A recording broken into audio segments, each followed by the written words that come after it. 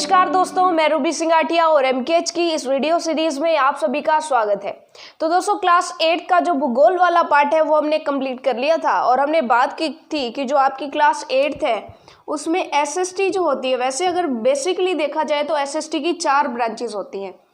जो पहली ब्रांच होती है वो होती है भूगोल, जहाँ पर हम पृथ्वी के बारे में और पृथ्वी के वायुमंडल के बारे में, जलमंडल के बारे में जानते हैं, पृथ्वी की आकृति के बारे में जानते हैं।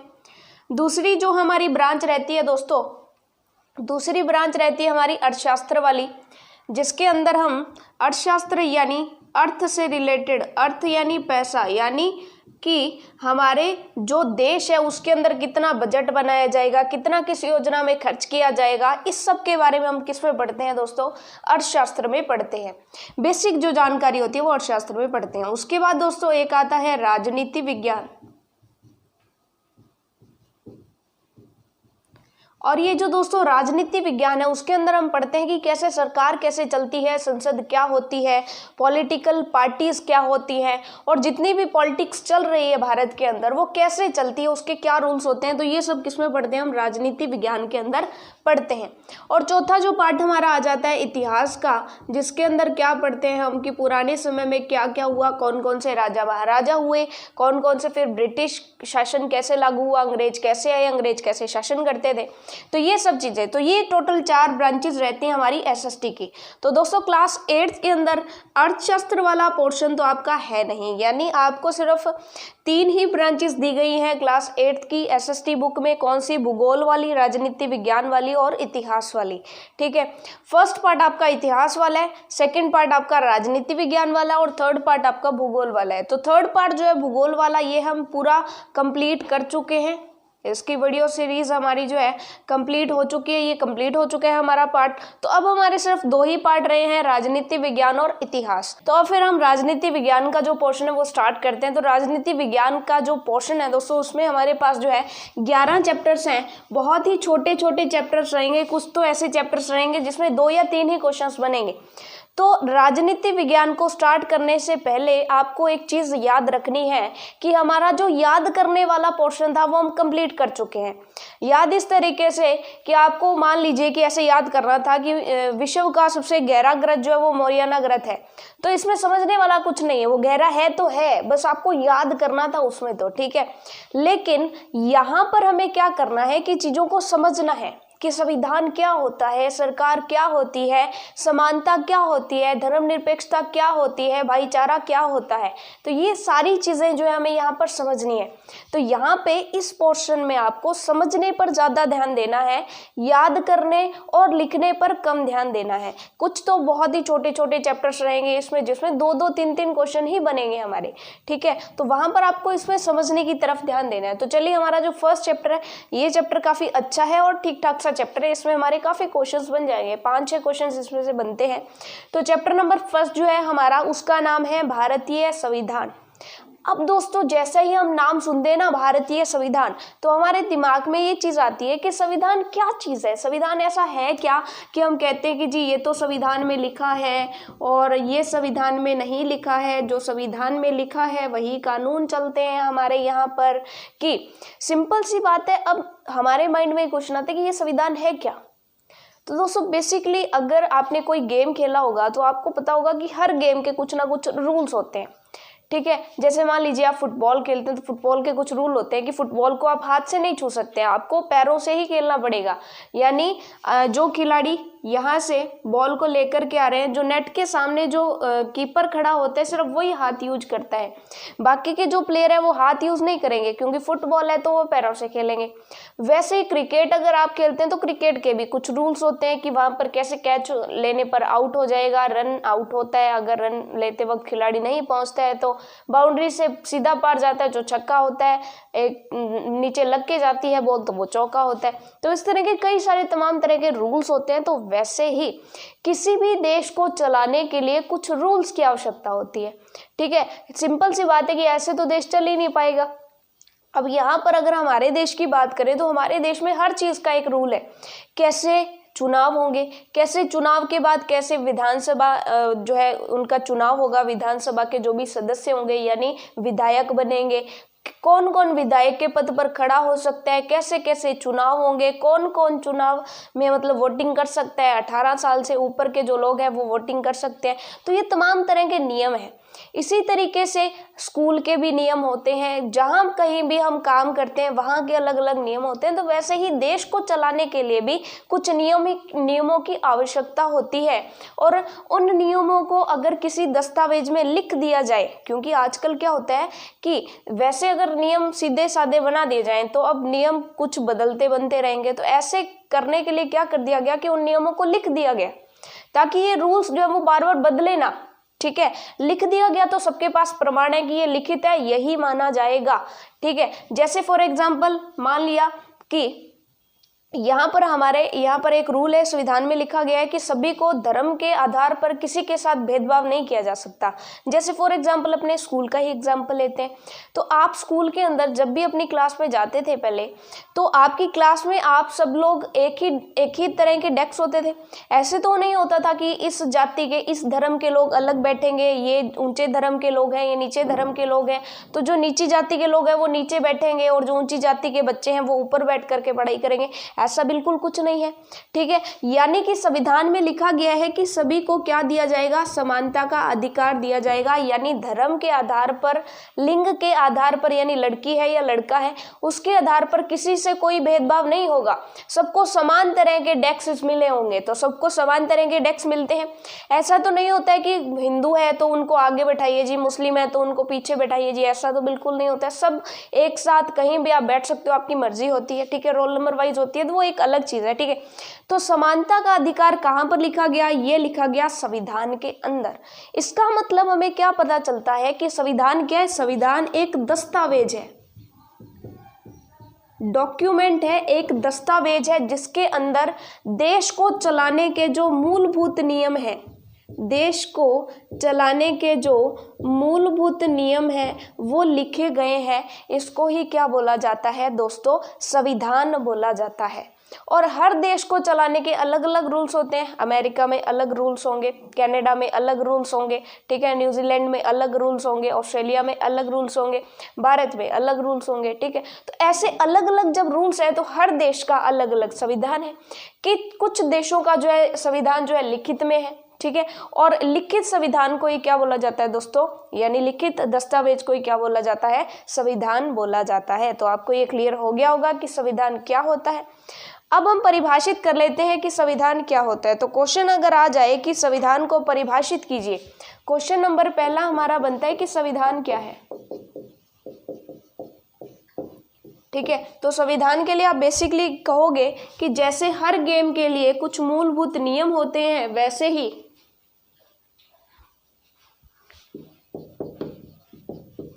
जिस प्रकार हर खेल के लिए, आपको ये समझ तो आ रहा है ना कि जिस प्रकार हर खेल के लिए कुछ ना कुछ नियम होते हैं, वैसे देश को चलाने के भी कुछ नियम होते हैं। वो नियम क्या होते हैं, कैसे कैसे होते हैं, वो हम आगे आगे बढ़ते जाएंगे। हमें संविधान की ज़रूरत क्यों पड़ी, क्यों हमें नियमों की ज़रूरत पड़ी, तो ये धीरे धीरे जैसे जैसे आगे बढ़ेंगे हम सीखते जाएंगे। लेकिन फिलहाल आप संविधान को परिभाषित कीजिए कि संविधान है क्या। ठीक है, तो लिखिए कि जैसे हर खेल के लिए कुछ मूलभूत नियम होते हैं,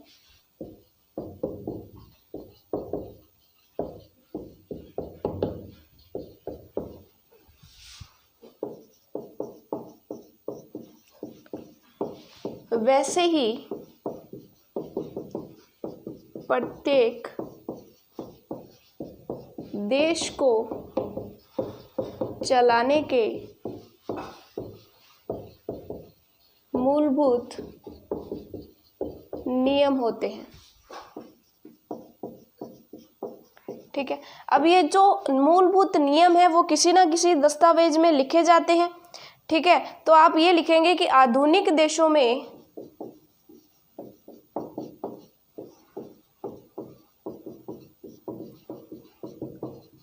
ये सहमति वाले मूलभूत नियम। अब यहाँ पर एक नया शब्द आया है, सहमति वाले। सहमति का मतलब क्या है दोस्तों, यानी ये ऐसे नियम हैं जिसको सभी मानते हैं।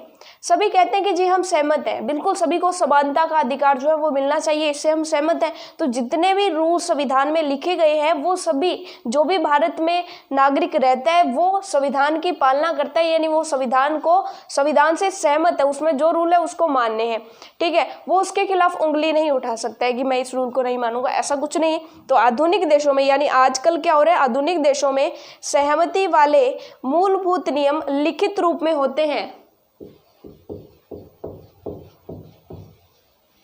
लिखित रूप में होते हैं,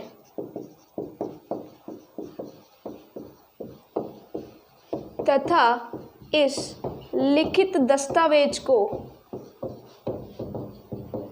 यानी जो डॉक्यूमेंट होता है, क्या बोला जाता है दोस्तों, संविधान कहते हैं,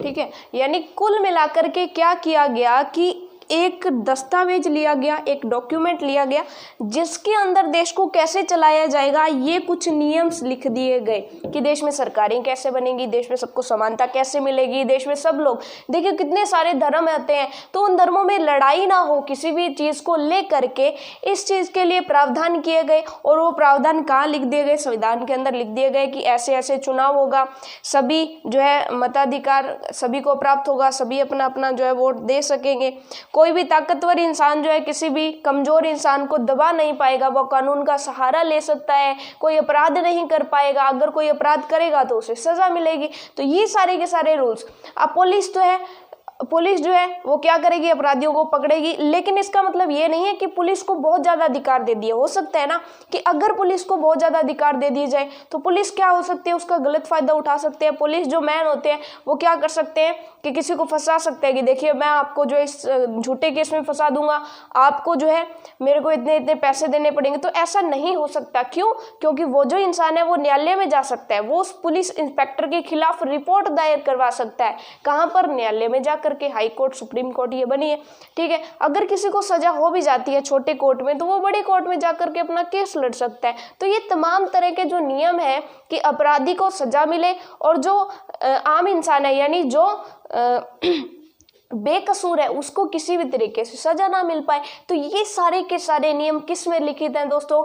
ये सारे के सारे नियम संविधान में लिखित हैं। तो ये चीज हुई आपके समझने वाली। आपको क्या समझ आया संविधान की परिभाषा? कि आधुनिक देशों में सहमति वाले मूलभूत नियम लिखित रूप में होते हैं तथा इस लिखित दस्तावेज को क्या संविधान कहते हैं। तो ये चीज हमें क्लियर हो गई, ठीक है, संविधान कहते हैं। चलिए अब हमारे पास यहाँ पर क्वेश्चन ये आता है कि फिर ये संविधान जो है वो बनाया कब गया और बनाया किसने, और ऐसा क्या किया गया, ऐसे किस तरीके से इसको बनाया गया कि पूरे देश के सारे लोग इसको मानते हैं और किसको कोई क्वेरी भी नहीं है, यानी किसी को कोई इससे दिक्कत नहीं है कि हाँ बिल्कुल संविधान में जो है बिल्कुल बहुत बढ़िया है, यानी सभी के सभी आदर्श जो हैं भारतीय संविधान में फॉलो होते हैं। अब दोस्तों क्या हुआ कि सेकंड क्वेश्चन हमारे सामने आता है कि संविधान तो ठीक है लेकिन किसी भी देश को संविधान की जरूरत क्यों होती है, यानी नियमों की जरूरत क्यों होती है। तो दोस्तों क्वेश्चन हमारा दूसरा क्वेश्चन ये है कि संविधान की किसी भी देश को जरूरत क्यों है, संविधान की जरूरत क्यों, ठीक है। तो इसका जवाब लेने के लिए हमें जाना पड़ेगा दोस्तों 1947 ईस्वी में। 1947 ईस्वी में हमारा देश आज़ाद होता है, ठीक है। और जितने भी आंदोलनकारी थे जिन्होंने हमारे देश को स्वतंत्रता दिलाई वो क्या थे? अंग्रेजों की क्रूर नीतियों की वजह से परेशान थे, क्योंकि अंग्रेजों ने क्या किया था? भारतीयों का शोषण किया था, और तो कुछ उन्होंने किया नहीं। तो अब भारतीयों का शोषण किया था तो ये जो आंदोलनकारी थे वो परेशान थे कि ये जो सरकार होती है ना, ये जो देश को चलाती है, ये गरीब जनता का बहुत शोषण करती है। तो अब वो कहते हैं कि अब चाहे कुछ भी हो जाए, अब फिक्स नियम बना दो कि कुछ भी हो जाए ये जो सरकारें हैं ये जनता का शोषण ना कर पाए। तो उन्होंने कहा कि कुछ आदर्श नियम हम लागू करेंगे आदर्श नियम हम लागू करेंगे, लेकिन इन नियमों को लिख के अपने एक दस्तावेज बना देते हैं जिसको क्या बोलेंगे, संविधान बोलेंगे। अब आने वाली जितनी भी पीढ़ियां वो संविधान के अनुसार चलेंगी तो वहां पर किसी का शोषण नहीं हो पाएगा। ठीक है, तो ये सोच करके उन्होंने क्या बना दिया, संविधान बना दिया और संविधान के अंदर कुछ रूल्स बना दिए। अब वो संविधान क्या क्या काम हमारे लिए करता है जिसकी वजह से हमें जरूरत पड़ती है। तो दोस्तों संविधान की वजह से हमें 3 हेल्प मिलती है। संविधान की वजह से हमें पहला तो ये पता चलता है कि देश का संचालन कैसे किया जाए। ठीक है, इसके लिए कि देश का संचालन कैसे किया जाए उसके लिए हमें कहाँ जाना पड़ता है, संविधान की तरफ जाना पड़ता है, यानी संविधान की जरूरत पड़ती है। पहली चीज, इसको डीप से समझेंगे, पहले हेडिंग समझ लेते हैं।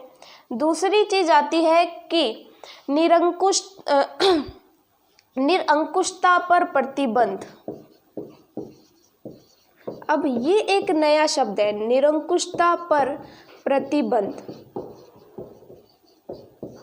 अब देखो दोस्तों, अंकुश क्या होता है, किसी भी चीज को कंट्रोल में रख पाना अंकुश होता है।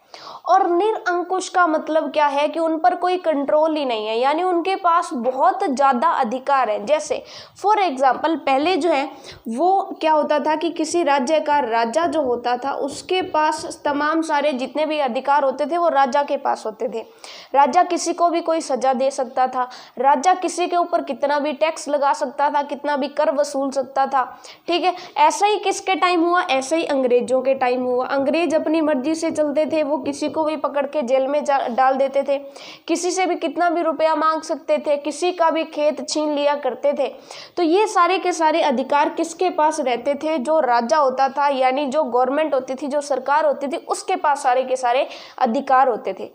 अब ये क्या कहते हैं कि सरकार बनेगी कैसे, ये तो संविधान में लिखा ही गया। साथ में ये भी लिखा गया कि सरकार जो है उसमें निरंकुशता नहीं होनी चाहिए, यानी ऐसा ना हो कि वो अनकंट्रोल हो। ठीक है, सारे के सारे अधिकार सरकार के पास नहीं होने चाहिए, कुछ अधिकार जनता के पास भी होने चाहिए, तो ताकि वो क्या कर सके कि जो सरकार है उस पर कंट्रोल कर सके। जैसे आपको पता है कि अगर अब कोई भी सरकार, ये गवर्निंग बॉडी रहती है, जैसे फॉर एग्जांपल अगर हम प्रधानमंत्री की बात करें तो प्रधानमंत्री का कार्यकाल कितना रहता है, 5 साल ही रहता है। और 5 साल के बाद जनता इस प्रधानमंत्री को बदल देती है अगर ये प्रधानमंत्री जनता का भला ना करे तो। ठीक है, तो इसकी वजह से इस पीएम को अपने आप को बनाए रखने के लिए क्या करना पड़ता है, जनता के भले का काम करना पड़ता है। अब सोच करके देखिए कि कोई प्राइम मिनिस्टर बन गया तो वो अपनी मर्जी का कुछ भी कर सकता है, वो कुछ भी कर सकता है, वो ज़्यादा से ज़्यादा धन खुद कमा सकता है, देश के विकास में हो सकता है कि वो ना लगाए, लेकिन यहाँ पर उसे लगाना पड़ेगा क्योंकि वहाँ पर उसे 5 साल बाद जनता को जवाब देना पड़ेगा। जनता को जवाब देना पड़ेगा, यानी इसकी जो निरंकुशता थी उस पर क्या लग गया, अंकुश लग गया, यानी निरंकुशता पर क्या लग गया दोस्तों, प्रतिबंध लग गया। और अगर ये कहे कि चलो 5 साल के बाद तो हटा दे, 5 साल के बाद तो चलो हट ही जाऊंगा, लेकिन 5 साल में खूब मजे कर लूं, प्रधानमंत्री रह करके 5 साल में खूब मजे कर लूं और जितना पैसा मेरे से कमाया जाता है उतना मैं कमा लूं, 5 साल के बाद तो चाहे जनता हटा ले, चाहे कुछ भी कर ले, 5 साल के बाद तो मैं कुछ इतने तक तो मेरा काम तमाम हो ही जाएगा वैसे भी, और इतने में तो मेरे पास काफ़ी धन आ जाएगा, तो मुझे ज़रूरत ही भी नहीं पड़ेगी दोबारा से पीएम बनने की। ठीक है, कोई भी मंत्री है, पीएम की नहीं बात, कोई भी मंत्री, एग्जाम्पल ले रहे हैं हम। ठीक है, उसके बाद अब ये क्या है कि अब अगर ये 5 साल तक ऐसा ठान भी ले तो जनता के पास अधिकार है, जनता के पास अधिकार है, उसके पास एक तरीका है कि वो 5 साल से पहले भी इस मंत्री को मंत्री पद से हटवा सकती है। और वो किस में लिखा गया, वो लिखा गया संविधान में। यानी इस तरीके से क्या पता चला कि हम किसी भी, कोई भी अगर हमने अपना प्रतिनिधि चुना है, अपना कोई मंत्री चुना है, अपना नेता चुना है, तो वो अगर सही काम नहीं कर रहा तो उसे हम 5 साल के बाद बदल सकते हैं। अगर वो 5 साल में भी नहीं सही काम कर रहा तो बीच में भी उसको बदला जा सकता है। तो ये सारे के सारे रूल किस में दिए गए, संविधान में दिए गए। लेकिन क्या पहले राजा बदला जा सकता था? अगर राजा कोई गलत काम भी कर रहा है, जैसे कुछ मुगल शासक हुए जिन्होंने हिंदुओं को बहुत परेशान किया, उन्होंने हिंदुओं को क्या कहा कि आप हमारे धर्म में आइए अपना धर्म छोड़ करके। ठीक है, तो ऐसे में क्या उन्होंने राजा हटा सकते थे? बिल्कुल नहीं हटा सकते थे, जैसा राजा कहता था उनको वैसा करना पड़ता था। लेकिन यहाँ पर वैसा कुछ नहीं है। तो संविधान 2 चीज़ों के दो चीज़ों के लिए हमें संविधान की ज़रूरत होती है। पहला तो हो गया देश का संचालन, यानी देश में सरकार कैसे बनाई जाए, और सरकार बनाने के लिए भी सबको समान अधिकार हो। आपको पता है कि जब भी चुनाव होते हैं तो चुनाव में कोई भी खड़ा हो सकता है, ठीक है। पहले क्या होता था, पहले केवल राजाओं के बेटे ही राजा बनते थे, लेकिन अब क्या है, चुनाव में कोई भी खड़ा हो सकता है, कोई भी आम आदमी खड़ा हो सकता है, सबको अधिकार है, ठीक है। और वोट देने की बात है तो सभी वोट दे सकते हैं, सभी सरकार बना सकते हैं ना, तो सभी वोट दे सकते हैं। तो इस तरीके से देश का संचालन कैसे हो, ये सारे के सारे रूल्स किसमें है, संविधान में है। यानी संविधान हमें ये बताता है कि देश में सरकार का संचालन कैसे होगा, देश का संचालन कैसे होगा, सरकार कैसे बनाई जाएगी, और फिर सरकार को बनाई जाएगी तो सभी को समान अधिकार कैसे मिलेंगे, दो चीजें। और तीसरी चीज की कुछ आदर्श रूल बना दिए गए जो कि सभी के लिए समान होंगे। कैसे सभी के लिए समान, मतलब कोई भी खड़ा हो सकता है, कोई भी वोट दे सकता है, ठीक है। ये चीज़ें हमें क्लियर हो गई। इसके अलावा आपको पता है कि गवर्नमेंट जॉब में भी अब कोई भी जा सकता है, ठीक है। पहले जब अंग्रेजों के टाइम में उच्च यानी जो अमीर घराने होते थे उन्हीं के बच्चे गवर्नमेंट जॉब्स में जाया करते थे, लेकिन आजकल गवर्नमेंट जॉब में सभी जा सकते हैं, सिंपल सी बात है। तो सभी के लिए समान आदर्श, यानी आदर्श का मतलब होता है अच्छे आदर्श, यानी आदर्श सिंपल सी बात है कि शुद्ध नियम होते हैं, यानी सबको समान नियम मिले, उन्हें क्या बोलते हैं, आदर्श बोलते हैं। तो कुछ ऐसे आदर्श उसमें दिए गए। उसके बाद दूसरा वो काम करता है निरंकुशता पर प्रतिबंध लगाता है, यानी कि कोई भी है जो एक बार शासन में आ करके उसका गलत फायदा ना उठा सके, वो प्रतिबंध जो है करती है। उसके बाद तीसरा है कि तीसरा जो काम करता है संविधान, वो क्या करता है, वो करता है कि हम खुद को अपने आप से कैसे बचाएं, हम खुद को अपने आप से कैसे बचाएं।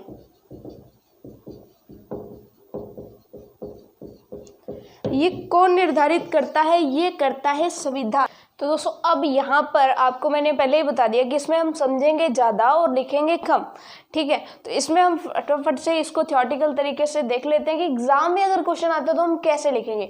एग्जाम में क्वेश्चन आता है कि किसी देश को संविधान की ज़रूरत क्यों होती है, तो हम क्या लिखेंगे कि संविधान किसी भी देश के लिए निम्न कार्य करता है, इसी के लिए किसी भी देश को संविधान की ज़रूरत होती है। बिल्कुल, बहुत अच्छे। संविधान, ओके। अब पहला जो काम है वो हो जाएगा देश का संचालन। देश का संचालन किस तरीके से, कि संविधान के द्वारा सब में यह साझे नियम लागू हो जाते हैं कि देश में सरकार कैसे चुनी जाएगी और वो सरकार जो है वो कैसे कार्य करेगी। तो पहला काम देश का संचालन कैसे किया जाए, ये हमें हमारा संविधान बताता है, पहली चीज़। दूसरी चीज़ है निरंकुशता पर प्रतिबंध लगाती है कि कोई भी ताकतवर समूह है वो किसी दूसरे कम ताकतवर समूह पर अपनी ताकत का इस्तेमाल न कर सके। अगर वो इस्तेमाल करता है तो कम ताकतवर समूह को कुछ अधिकार दिए जाते हैं कि वो भी उनका जो है जवाब दे, ठीक है। इसके एग्जाम्पल्स हमने समझ लिए कि अगर नेता जनता का शोषण करता है तो जनता उसे हटा देती है, ये एग्जाम्पल हमने पहले समझ लिया था। इसके अलावा अगर मान लीजिए कोई की फैक्ट्री है और फैक्ट्री का जो मालिक है वो मजदूरों का शोषण करता है, तो ऐसे में मजदूरों को अधिकार है कि वो न्यायालय में जाकर या कोर्ट में जाकर उसके खिलाफ जो है कार्रवाई करे, ठीक है। ये चीज़ आपको क्लियर हो गई। उसके बाद तीसरा जो है ये निर्धारित करता है कि संविधान हमें कहता है कि हम खुद को अपने आप से कैसे बचाएं, और ये बचाने में कौन हमारी सहायता करता है, संविधान।